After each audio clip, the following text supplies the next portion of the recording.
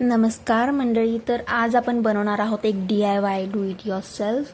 तर आज मी बनवणार आहे खण वेडिंग फ्रेम. तर ॲक्च्युली मी हे एका ऑर्डरसाठी बनवत आहे. हो, मी खण फ्रेमच्या ऑर्डर पण घेते. तुम्हाला पण जर खण फ्रेममध्ये वेगवेगळे डिझाईन्स बनवायचे असतील किंवा लग्नासाठी गिफ्ट वगैरे द्यायचं असेल नवरा नवरीला, तर तुम्ही ऑर्डर करू शकता.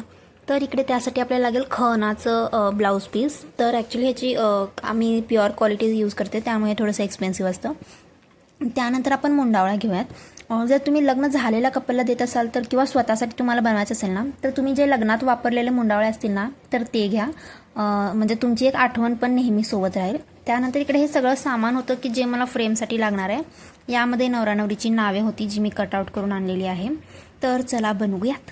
तर सर्वप्रथम आपलं जे पुठ्ठा मी घेतलेला आहे फ्रेमसाठी, हा फ्रेमचाच पुठ्ठा आहे, म्हणजे ह्या साईजचं मी बनवणार आहे.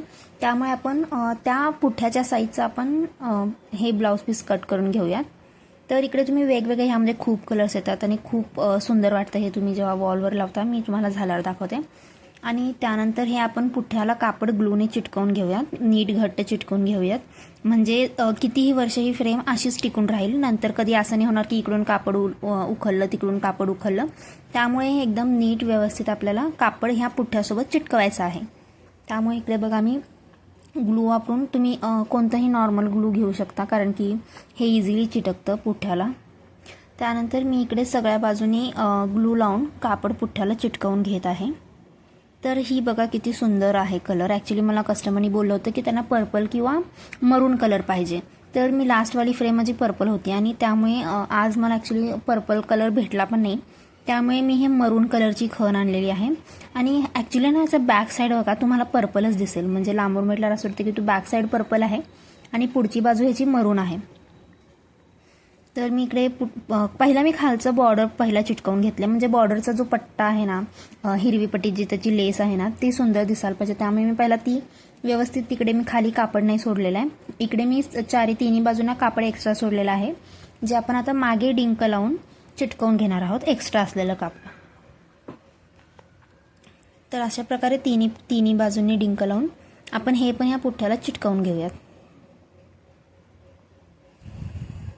तुम्ही इकडे थोडं थोडं सोडलात तरी चालेल कापड, असं काही नाही की जास्त सोडायला पाहिजे. पण मी कसं एक सेफ्टी म्हणून मी इकडे एक्स्ट्रा कापड सोडलेलं आहे.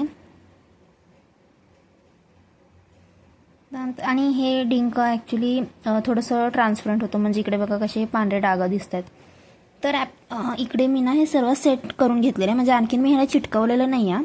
मी हे फक्त लावून बघत आहे की कसं, म्हणजे आपल्याला साईज बघणं खूप महत्त्वाचं आहे की हे सगळं बसेल का व्यवस्थित किंवा कसं छान दिसेल. त्यामुळे मी पहिला असं लावून घेतलं होतं. आणि त्यानंतर मी इकडे बघा मुंडावळ्या चिटकवून घेतलेल्या आहेत.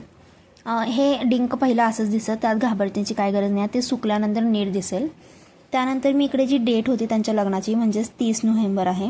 तर मी इकडे बघा त्याच्यावरचे जे कागद होता ना तो काढत होते, कारण की त्याने ते वर असं कवर करून दिलेलं असतं, म्हणजे आपण चिटकवताना ते घाण होऊ नये आपल्या हाताने, म्हणून म्हणजे ते फ्रेममध्ये कसं एकदम व्हाईट छान दिसेल. त्यामुळे मी इकडे सर्व नाव आणि डेट वगैरे लावून घेतली आहे. आणि त्यानंतर मी त्याच्यावरचे हे कवर काढत होते. आणि तुम्ही बघा मी इकडे फोटोला ना जे मी स्टिकर आणले होते पर्लचे, ते मी फोटोच्या चारी बाजूला लावून घेतलेलं आहे. तुम्ही ते आणखीन तुम्हाला एक्स्ट्रा डिझाईन करायची असेल तर ते बाकी ठिकाणी पण लावून घेऊ शकता. आणि फ्रेम केल्यानंतर हे असं दिसत आहे. तर तुम्हाला पण जर असं बनवायचं असेल, तुमच्या फ्रेंड्सना गिफ्ट द्यायचं असेल तर नक्की ऑर्डर करा आणि प्लीज चॅनलला सबस्क्राईब करा.